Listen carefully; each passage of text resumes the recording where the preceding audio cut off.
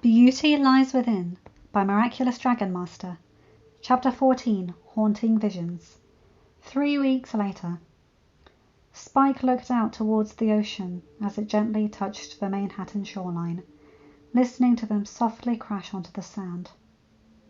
It had been 3 weeks since Twilight and the other girls went missing. He just felt so angry, confused, and worried about them. And he wasn't the only one who most likely was feeling this way. The memories of the news came back into his mind, eating away at his consciousness. Flashback. Spike was pacing the floor of the main foyer of the castle, his hands behind his back. The new guard, Flash Sentry, watched him literally wear a line into the purple crystal floor. "They're so late!" the draconic young man exclaimed as he kept going back and forth. "This is just not like them, especially for Twilight." Flash tried to reassure him. "Calm down, Spike," he said, placing a hand on Spike's shoulder, stopping him in his pacing. "I'm sure that there is just a small delay. They'll be here any minute." Suddenly, Spike felt and heard his stomach lurch loudly. He quickly held his breath before he belched out a stream of fire, with Flash barely dodging the flames. A scroll then magically appeared from the green flames, and Flash flew up to get it. He unrolled it once he was back on the ground and began to read. "What is it?" Spike asked. Flash looked up from the scroll, worry finally showing on his face. "Princess Celestia needs to speak with us," he said. "It's urgent." The two didn't share another word as they both bolted out of the castle. Flash grabbed Spike's arm and zoomed into the air, towards Canterlot. In a matter of minutes, the two had arrived at the castle. Spike was a little dizzy from the fast ride, but he quickly shook it off as he quickly followed Flash into the room. Princesses Celestia and Luna were sitting on their thrones, and standing in front of them were Starlight Glimmer and Thorax.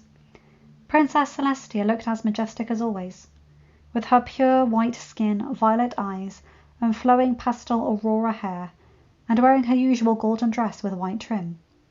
Her sister, Princess Luna, was equally majestic, with her sharp contrasts of charcoal blue skin, aqua turquoise eyes, dark blue hair, and rocking her usual pale purple dress. "Thorax?" Spike asked, seeing his friend there. The Changeling King looked to see his first friend there. "You made it, Spike," he said, but he didn't sound very excited. "We came as soon as we got the message," Flash said after bowing to the princesses. "What happened?" Starlight and Thorax looked down with worry. Spike and Flash knew right then and there that something was very wrong. Celestia then stood up from her throne. "Thorax and Starlight came here in order to warn us," the Princess of the Sun said. "About what?" Spike asked. Starlight came up to him. "We believe that Chrysalis has returned." Spike gasped. "What?" "You mean the Changeling Queen that Captain Shining Armor and Princess Cadence defeated 3 years ago?" Flash asked. "The very same," Starlight said, "and who Thorax and his followers broke away from her rule." "Does Chrysalis have something to do with the girls going missing?" Spike questioned. "Actually, yes," Thorax said. "She is targeting them to do away with them." "Do away with them?" Celestia asked, horrified. "Are they in danger?" Luna asked. Spike and Flash both leaned in closer to Starlight and Thorax, silently asking the same question. "Not at the moment," Thorax assured everyone. "Starlight and I saved the girls from some changeling spies. After telling them what we know so far, we decided it would be best for them to go and hide until we find the Queen." "Where are they now?" Flash asked. "I'm sorry," Starlight said, shaking her head. "It's best that we don't tell you. The less people who know where they are, the more safe they will be." Celestia sighed in resignation. "It would seem that all we can do for now is hope that they are safe, and that Chrysalis will not find them." She then turned to Thorax. "We will secretly dispatch guards to scour the city. If they see anything suspicious, they are to report it first to us before we take matters into our own hands." Thorax nodded. "We have already informed Shining Armor and Cadence about the situation," he said. However, the rest of what Thorax was saying turned silent, as Flash and Spike could only hear their blood freeze, and their hearts pounding in their ears. This news was definitely not easy to swallow. End flashback. Over the course of the next few weeks, Flash and Spike let some friends of the girls know about what happened to them, but swore them to secrecy while being careful that it was the real ones. Luckily for them, they were. Soren had been getting worried about Rainbow Dash not showing up to Wonderbolt training ever since the deadline had passed. When Flash told them what happened, he wanted to zoom out and search all of Equestria right then. However, his friend stopped him, telling him that she was fine, but unfortunately not coming back right now. The heavy weight that wanted to drag his wings to the ground in flight. It was infuriating to not go looking for Rainbow. Cheese also had the same reaction as Soren when he heard about what happened to Pinkie, but Spike managed to convince him that she will eventually come back once the threat was gone for good. Spike wanted to call for Discord to tell him about the news about Fluttershy and ask for his help, but he decided against it. Who knows what he might do if he knew that Fluttershy was gone? He wasn't that blind. Every time when the two of them would have some tea, he would always act a little too nice to her, as if he was flirting with her. But he didn't say anything about it, because the Lord of Chaos might turn him into a fish and barbecue him if he said something he probably shouldn't know. Fancy Pants was also concerned for Rarity, but Spike told him the same thing he had said to Cheese. The only thing that managed to ease his mind, and the others, was to organise their own search party with the 5 of them, scouring Manhattan, which was the last place the girls were before they were forced into hiding to who knows where. But after a whole day of splitting up and searching high and low, it was proving futile. Flash slowly dragged his feet towards the beach. Luckily, there was no one around to see him sulking. The guard looked out towards the ocean. "Where are you, Twilight?" he thought to himself. Images of the Princess of Friendship then flooded his mind. Her long indigo hair with purple and pink streaks in it, representing her namesake of Twilight. Her amethyst eyes, her kind smile that always brightened up his day. And her voice. Oh, her voice. When he heard her singing that day, the last time he saw her, it was like the only thing he was hearing in his head. He shook his head a little to clear it, so that he could think a bit better. But he himself was starting to sing, wondering where did his princess go. Where did she go? Where can she be? When will she come again? Calling to me, calling to me, calling to me. As he continued singing, Flash walked over to the shoreline, where the ocean was touching the sand. He then looked out, where Celestia's sun was going down over the horizon. Somewhere there's a girl who's like the shimmer of the wind upon the water. On another part of the beach, Spike was just as close to the water. Usually, when he gets worried about the girls, after fretting about Twilight, he worries about Rarity. However, this time, there was a different girl that he was more concerned about. As the sun was turning the reflection of the ocean golden, images of Applejack came into his mind. Her golden hair, her emerald eyes that always bore a hole right through his very soul, no matter how many times he had dismissed it. And her voice. It just kept ringing through his brain. It was so clear, beautiful, and cute with that country twang. Somewhere there's a girl who's like the glimmer of the sunlight on the sea. Further up north, up the beach, Cheese sat down on the sand, glumly looking out over the ocean. He couldn't stop worrying about Pinkie. She was the reason he had found his purpose in life. And now, it feels like he had lost it.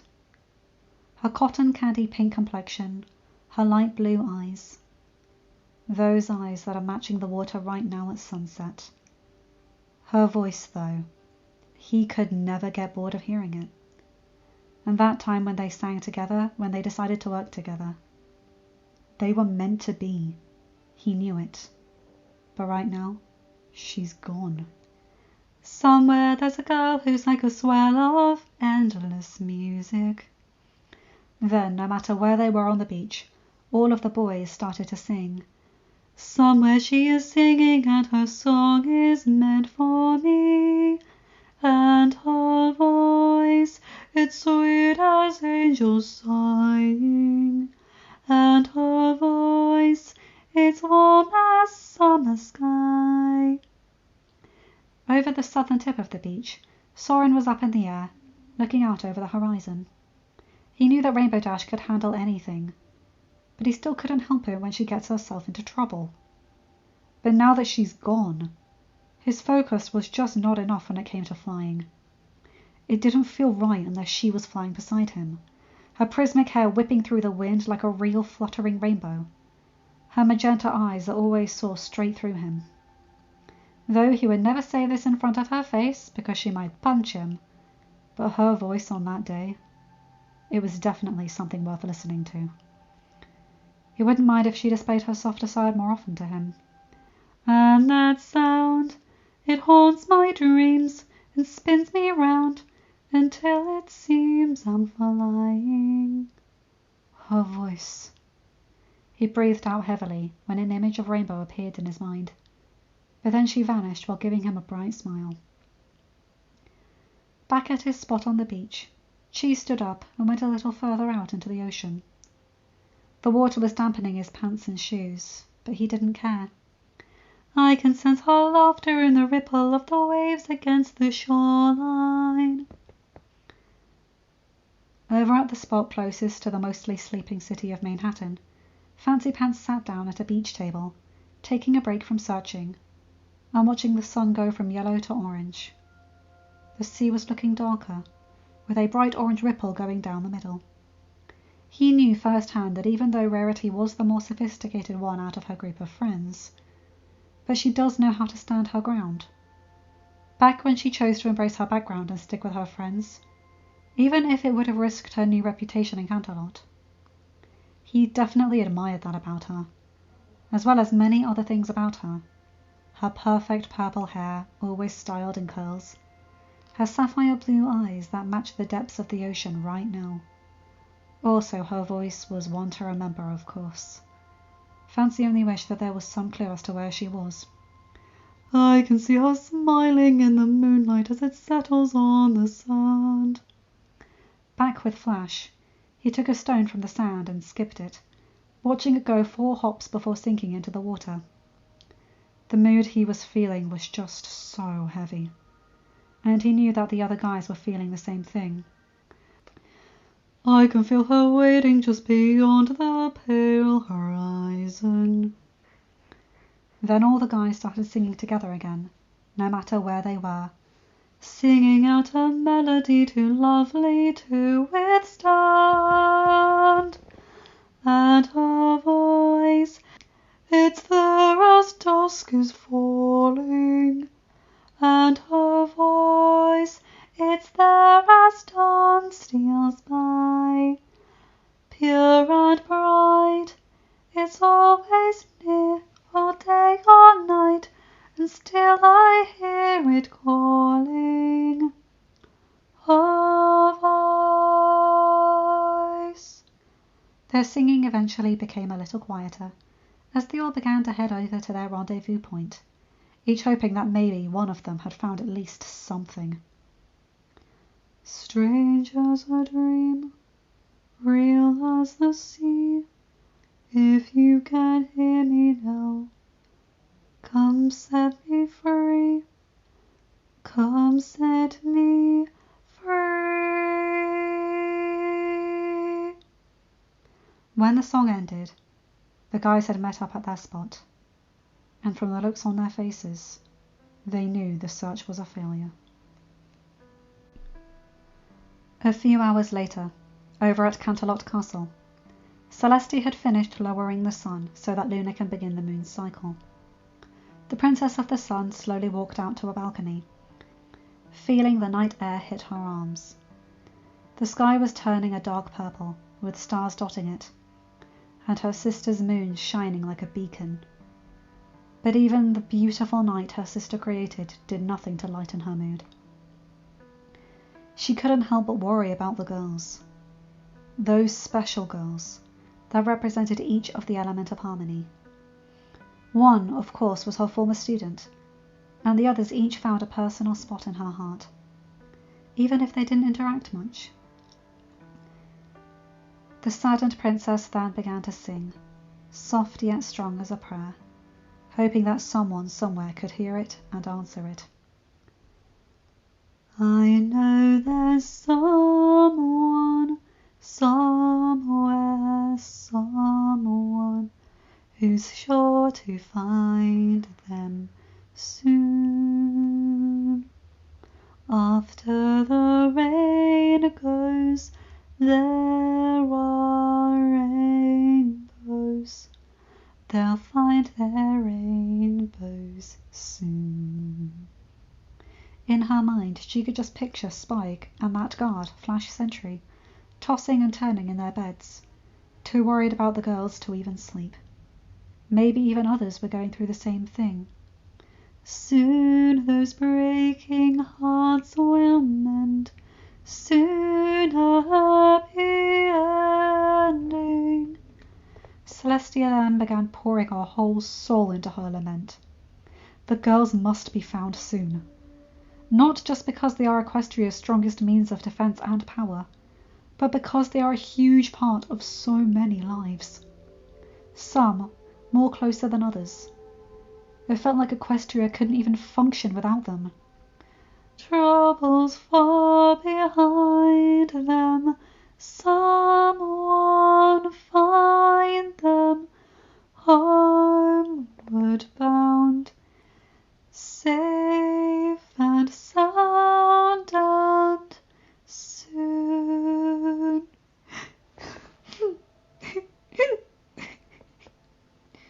Celestia dropped her head down, silently weeping.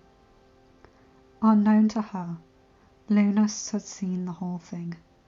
Her heart broke for her sister. She, too, was saddened of the girl's disappearance. The Princess of the Moon then looked up at her starry night sky with determination. She will find them. It was almost time to begin her duties. And she knew that somewhere the girls are dreaming, and there she will reach them. She owed them her life from saving her from her dark side as Nightmare Moon, and for not giving up on her when the Tantabus invaded their dreams. This was the least she could do for them in return. End of chapter. Hi guys, hope you enjoyed that. Oh my god, did those songs fit that narrative. I'm actually really close to crying. What you heard from Celestia, that was basically me. Oh god. Now, Her Voice has always been a song I've absolutely adored. Wild Uncharted Waters from The New Little Mermaid is absolutely incredible and holds a similar space in my heart. But I often find myself singing Her Voice just because it's such a lovely song. Now, I have a problem with limerence, which is that loving from afar thing, which is lazy in terms of romance, but it's different in this chapter. They know the girls on a personal level, they talk with them fairly often, and they do genuinely care about them. But right here, the girls are missing, so they're just wondering where they are. And I love the use of this song because, as I mentioned, I always like that trope with the girls singing and the boys hearing them without knowing it, and they're just in awe of their beautiful voices. Having Her Voice be the culmination of that because they're thinking of those lovely singing voices. I love that. That's a lovely little tying it up with a bow moment. I love that. Very well written. Anyway, you guys know the drill. Like, comment and subscribe and hit that bell to get notified for whenever I upload a new video. Have a good day, night, or whatever time zone you're in. Bye my guys, gals and non-binary pals. I'll see you in another video. Take care.